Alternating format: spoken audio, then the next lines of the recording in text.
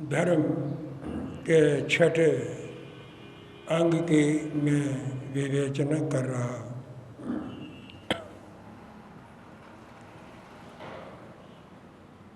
इस अंग का नाम है सत्य। सत्य के बारे में मैं शास्त्र के आधार पर काफ़ी बातें आपको बता चुका हूँ, लेकिन अभी इसके बारे में और भी कुछ समझने की ज़रूरत है। सत्य एक सार्वभौम सिद्धांत है। हर चीज़ बदल जाती है, लेकिन सत्य नहीं बदलता। व्यक्ति अपनी पोशाक बदल लेता है मौसम के मुताबिक, कभी कभी अपना घर बदल लेता है, दुकान बदल लेता है, स्थान बदल लेता है। कभी देश में रहता है, कभी प्रवास में भी व्यापार के लिए चला जाता है। जीवन की अवस्थाएं बदलती रहती हैं। शैशव आता है, बालपन आता है, किशोर अवस्था आती है, युवावस्था आती है, प्रौढ़ अवस्था आती है, बुढ़ापा आता है और फिर व्यक्ति शांत हो जाता है। हमेशा हमेशा के लिए आंखें बंद कर लेता है। ये जीवन के परिवर्तन हैं, तब्दीलियाँ हैं।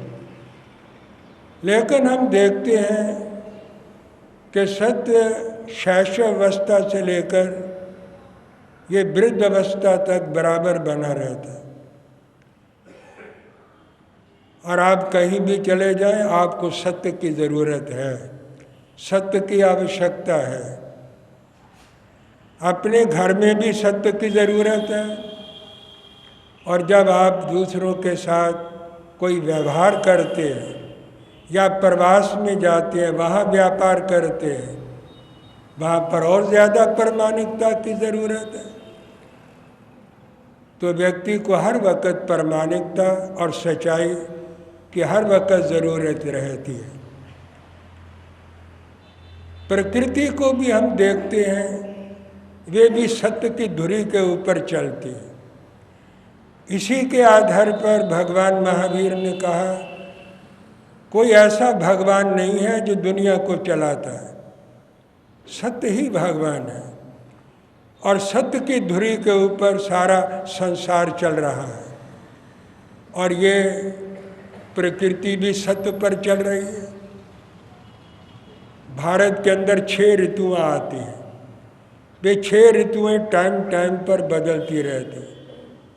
जिस ऋतु का जो टाइम आता है, समय आता है, वो बदल जाती है। गर्मी आप नहीं लाते, कोई सर्दी आप नहीं लाते, वर्षा कोई आप नहीं लाते, या मौसमी ख़ज़ा आता है वो आपके कारण से नहीं आता। मौसम बहार आता है तो वह प्रकृति के नियम के मुताबिक आता है। जितनी ऋतुएं बसंत ऋतु आती है तो वह प्रकृति के नियम के मुताबिक आती है। ये प्रकृति का जो बंधा हुआ नियम है वो सत्य है, और उसी सत्य के आधार पर ऋतुओं का परिवर्तन होता है। सूरज उदय होता है टाइम पर, अस्त हो जाता है समय पर। ये जितने ग्रह हैं, ये मेरू पर्वत की चारों तरफ ये परिक्रमा करते रहते हैं। अपने अपने मंडल के अंदर अपने अपने मार्ग पर सारे ग्रह चल रहे हैं। अगर एक ग्रह दूसरे ग्रह से टकरा जाए तो प्रलय आ जाए, क़यामत आ जाए, और दुनिया के अंदर तूफान आ जाए, और आप लोगों का रहना, हम लोगों का रहना बड़ा मुश्किल हो जाए। ये सत्य का उल्लंघन नहीं करते। जितने ये ग्रह चक्र है, ये अपने अपने मार्ग पर अपने अपने नियम के मुताबिक चलते रहते हैं, और एक दूसरे के अंदर वो बाधक नहीं होते। अगर वो टकराने लग जाए तो फिर तो प्रलय आ जाएगी, इस संसार का रहना ही बड़ा मुश्किल हो जाएगा। तो ये भी सत्य के आधार पर चल रहा है। सारी प्रकृति सत्य का पालन करती। एक मनुष्य ऐसा है जो सत्य के नियम को तोड़ता है, हेरा फेरी करता है, बात को बदलता है, फिर मुकर जाता है, अपना दोष दूसरों के सिर मढ़ देता है। एक मनुष्य इस धरती का ऐसा खतरनाक जंतु है जो सत्य के नियमों की उल्लंघना करके इस जगत के अंदर व्यवस्था करता रहता है। और ये सत्य स्वाभाविक है। अगर कोई बालक, प्राय अधिकांश बालक और बालिकाएं सत्य लेकर के पैदा होते हैं, जन्म से उनके अंदर सत्य करने की प्रवृत्ति होती है। हाँ, कहीं कहीं एक्सेप्शनल केस और अपवाद देखा जाता है कि प्रकृति से व्यक्ति कुशील होता है, कुसंस्कारी होता है और पूर्व जन्म के गलत संस्कार लेकर के वो पैदा होता है। ऐसा भी कभी कभी अपवाद देखने में आता है, लेकिन प्रायः जितने बालक बालिकाएं पैदा होती हैं वो प्रायः उनके जीवन के अंदर सत्य की प्रतिष्ठा होती है। लेकिन गलत वातावरण में रहने के कारण और उनके सामने गलत आदर्श रखने के कारण, गलत मलत बातें करने के कारण वो आप लोगों से द्वारा असत्य सीख लेते हैं और उनके अंदर असत्य के संस्कार आ जाते हैं, झूठ बोलने के संस्कार आ जाते हैं, हेरा फेरी करने के संस्कार आ जाते हैं। अगर उन बालकों को, बालिकाओं को ऐन विशुद्ध वातावरण के अंदर रखा जाए तो प्रायः वो सत्य के मार्ग के ऊपर चलते हैं, उनके अंदर सदाचार रहता है और वो कभी असत्य की बात सीखते नहीं। गलत संग से, गलत आदर्श को देखकर, गलत बातें सुन करके बड़ों की, वो भी गलत मार्ग पर चल पड़ते हैं, उनके अंदर भी गलत संस्कार आ जाते हैं। और ये सारी व्यवस्था जो सत्य मार्ग के पथिक है वो नहीं बिगाड़ते, अव्यवस्था वो बिगाड़ते हैं जो गलत रास्ते पे चलते हैं, सत्य का उल्लंघन करके चलते हैं, उन्हीं के कारण अव्यवस्था होती है। एक व्यक्ति ये नियम ले ले कि मैंने कभी सत्य नहीं बोलना, तो आप देखेंगे प्रायः लोग कहते हैं झूठ बोले बिना गुजारा नहीं होता, लेकिन मैं कहता हूँ कि झूठ बोले बिना गुजारा हो जाता है, हो सकता है, केवल मनोबल चाहिए, आत्मबल चाहिए, लेकिन सच बोले बिना गुजारा नहीं होता। किसका गुजारा होता है? डॉक्टर के पास जाकर आप सच नहीं बोलेंगे तो आपको ठीक दवाई कैसे मिलेगी? डायग्नोज वो करता है, क्या करता है? सच्चाई को जानने के लिए, बीमारी की सत्यता को समझने के लिए डायग्नोज करता है, निदान करता है कि इसको क्या बीमारी है, उसके मुताबिक वो उसका उपाय करता, उपचार करता है। डॉक्टर ने दवाई लिख के दे दी है जिस पर्चे के ऊपर, अगर वही पर्चा आप जाकर के दिखाएंगे तो आपको ठीक दवाई मिलेगी। आप किसी नौकर को भेजते हैं कि मुख्य जगह पर जाओ तो आपको ठिकाना ठीक बताना पड़ेगा, तभी तो वो ठीक जगह पर पहुंचेगा। उस वस्तु का नाम भी बताना पड़ेगा, क्या चीज़ लेके आनी है उसका ठीक नाम भी तो आपको बताना पड़ेगा। अगर ठिकाना गलत बता देंगे तो पहुंचेगा कहाँ? आप एक लेटर लिखते हैं, एड्रेस लिखते हैं, गलत एड्रेस लिख देंगे तो वो ठीक ठिकाने पर कोई लेटर पहुंचेगा? वो तो कहीं और ही पहुंच जाएगा या वापस आ जाएगा। हर जगह सत्य की ज़रूरत है। माँ को माँ ही कहना पड़ेगा, लड़की को लड़की कहेंगे, धैन को धैनी कहेंगे। जिसका जो नाम है उस नाम से ही आप उसको पुकारेंगे तो वो आपके पास आएगा कि वो दूसरा आ जाएगा, फिर तो गड़बड़ हो जाएगी। सारी दुनिया सत्य के आधार पर चल रही है। लोग कहते हैं झूठ बोले बिना गुजारा नहीं होता। मैं ऐसा समझता हूँ ये गलत भ्रम है, ये एक भ्रम है, गलत विचार है। सत्य बोले बिना गुजारा किसी का नहीं हो सकता। सत्य ना बोलना ये मानसिक दुर्बलता, निर्बलता है। जो मन के कमज़ोर लोग हैं, हर वक्त भयभीत रहते, पता नहीं क्या हो जाएगा, नुकसान हो जाएगा, हानि हो जाएगी, काम नहीं बनेगा, झूठ बोलकर काम बनाओ अपना। जो ऐसे लोग कमज़ोर दिल के होते हैं वो ज़्यादा झूठ बोलते हैं। भगवान महावीर ने कहा झूठ बोलना सबसे बड़ी मानसिक दुर्बलता है, अनैतिकता भी है, इससे अनैतिकता बढ़ती है। और जो झूठ बोलने वाला व्यक्ति है वो भी सत्य चाहता है कि मेरे साथ सत्य व्यवहार किया जाए, ठीक व्यवहार किया जाए। अगर आप उसके साथ झूठ बोलेंगे वो भी ये कहेगा कि मेरे आगे झूठ बोलते हो, मुझे ठगते हो। वो खुद ठग रहा है और लेकिन वो उस झूठ को बर्दाश्त वो भी नहीं करता, क्योंकि झूठ सिद्धांत है ही नहीं।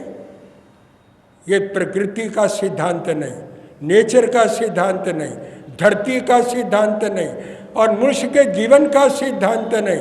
अगर सिद्धांत है तो सत्य ही सिद्धांत है। सत्य की धुरी के ऊपर सारा संसार चल रहा है। भगवान महावीर ने कुछ विशेष बातें समझाई कि अगर आप सत्य का व्रत लेते हैं, वैसे लोग सत्य का व्रत नहीं लेते। पर्युषण पर्व के दिन आ जाए तो सब्जी का त्याग कर देंगे, सब्जी नहीं खानी, बहुत बड़ा त्याग समझते हैं। हमने बहुत बड़ा त्याग कर दिया, सब्जी का त्याग कर दिया। जूता नहीं पहनना, ठीक है। एक व्यक्ति मेरे पास आया था, बोला 8 दिन में जूता नहीं पहनूंगा। उसकी वाइफ भी पास खड़ी थी, वो हंसने लग गई। मैंने कहा ये तो त्याग कर रहा है और आप हंस रहे।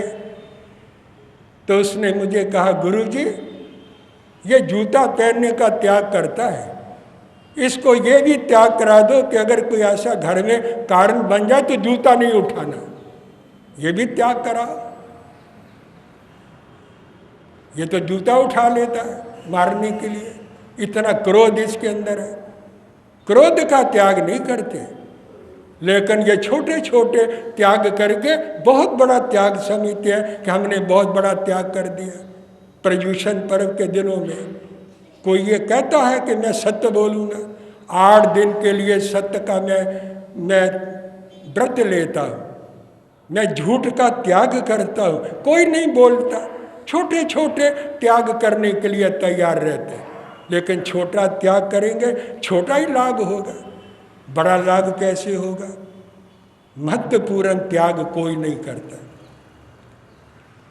तो ये तो बहुत बड़ी चीज़ है, व्यक्ति झूठ छोड़ दे।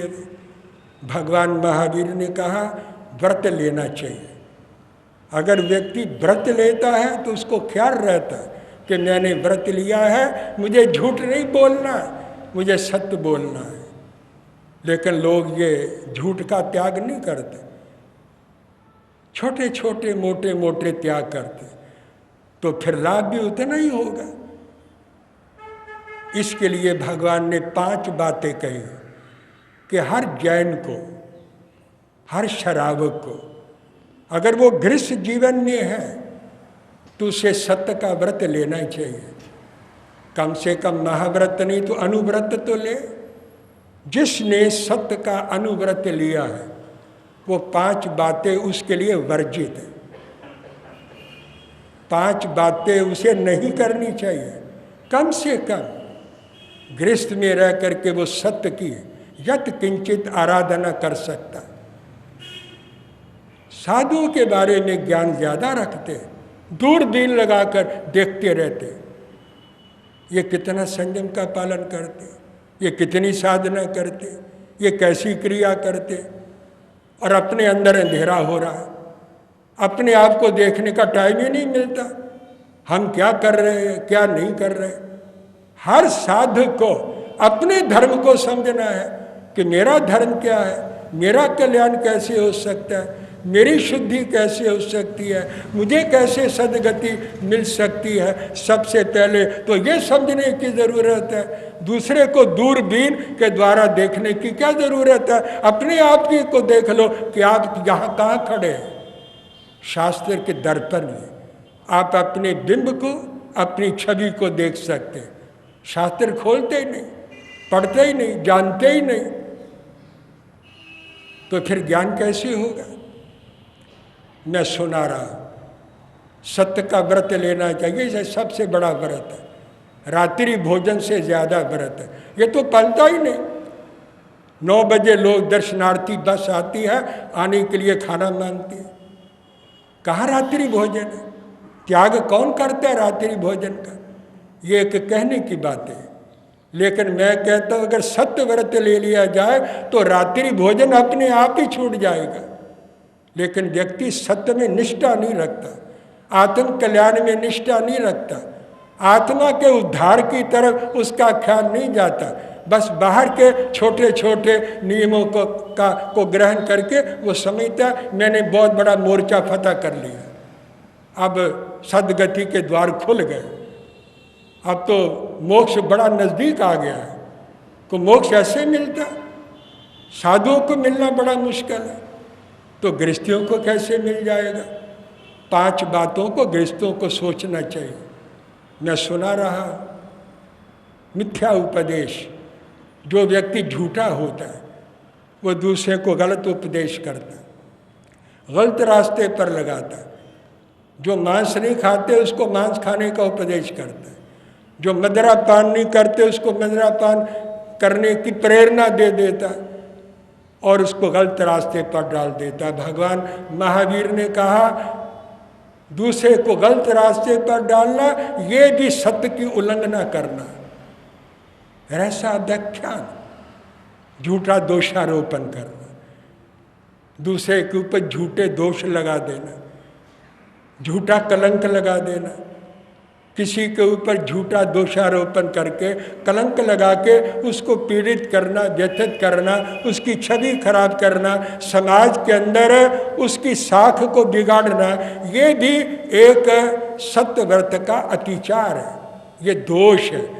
व्यक्ति को इस प्रकार का झूठा दोषारोपण एक दूसरे के ऊपर कदापि नहीं करना चाहिए। यह अनैतिकता है, ये धार्मिक कर्म नहीं है। कूड़ लेख कर, खोटे दस्तावेज बनाना, खोटे झूठे बही खाते लिखना, झूठे लेख लिखना, ये भगवान महावीर ने वर्जित कहा है। ये सत्य की उल्लंघना है। ऐसा व्यक्ति सत्य का पालन नहीं कर सकता। न्यासा अपहार, अगर कोई व्यक्ति द्रोह रख गया है, कोई आपकी दुकान पर आया, पर्स भूल गया, कोई चीज़ भूल गया और कोई व्यक्ति उठा के अपने पास ही रख लेता है, ये झूठ है, असत्य है, ये इमानत में ख़यानत करना है। किसी ने आपके ऊपर विश्वास करके द्रोह रख दी है और आप उसकी द्रोह देने से मुकर रहे हैं और कोई चीज़ व्यक्ति भूल गया और आप उसको उठा के अपने पास रख लेते हैं, ये सत्य व्रत का अतिचार है, ये दोष है। ऐसा श्रावक प्रतिक्रमण करके भी शुद्ध नहीं होता। क्या मिच्छामी दुक्कड़म के अंदर इतनी ताकत है कि मिच्छामी दुक्कड़म बोल दिया और पाप का फूर हो गया? ऐसा नहीं होता। मन से उसकी निंदा करनी पड़ती है, मन से उसे छोड़ना पड़ता है और जो गलत काम है उसके लिए प्रायश्चित करना पड़ता है और आलोचना करनी पड़ती है और आगे के लिए ना करने की प्रतिज्ञा करनी पड़ती है, तब जा कर के वो पाप छूटता है। केवल ऐसे ही मिच्छामी दुक्कड़म बोलते रहे तो मिच्छामी दुक्कड़म के अंदर इतनी ताकत नहीं है कि आपके पाप को वो आपके मन से वो निकाल देगा, क्योंकि लोग व्यवहार से बोलते हैं, ऊपर के मन से बोलते हैं, एक प्रथा के कारण बोलते हैं, एक रूटीन है, वो मिच्छामी दुक्कड़म बोलते रहते हैं। तो इस मिच्छामी दुक्कड़म के अंदर पाप कभी निष्फल नहीं होता। जो पाप बन गया है और वो गहरा मन के अंदर बैठ गया है, वो वक्त आने पर अपना फल देगा ही देगा। तो जिसकी जो धरोहर है जिसकी जो चीज़ है, जिसकी जो वस्तु है, उसको लौटाना, ये सत्यव्रत का पालन करना है। और जो नहीं करता उसकी उल्लंघना करता है। पांचवा एक और है, भगवान महावीर ने कहा, साकार मंत्र भेद, किसी का गुप्त राज को, एक गुप्त राज है, आपको किसी ने बता दिया, आप उसको खोल रहे हैं, दूसरों को बता रहे हैं, उसकी छवि बिगाड़ रहे हैं। कभी कभी व्यक्ति लज्जित हो जाता है, शर्मिंदा हो जाता है, और कभी कभी इसके बड़े बड़े दुष्परिणाम जीवन के अंदर आते हैं। कभी किसी की गुप्त बात को कभी नहीं खोलना चाहिए। ये 5 अतिचार भगवान महावीर ने सत्यव्रत के बताए हैं, जो श्रावक के लिए आचरणीय है, ग्रहणीय है और पालनीय है। मैं और ज़्यादा बातें ना करूं, विश्राम मैं ले रहा हूं और अधिक नहीं। जय अहिंसा। ओम शांति।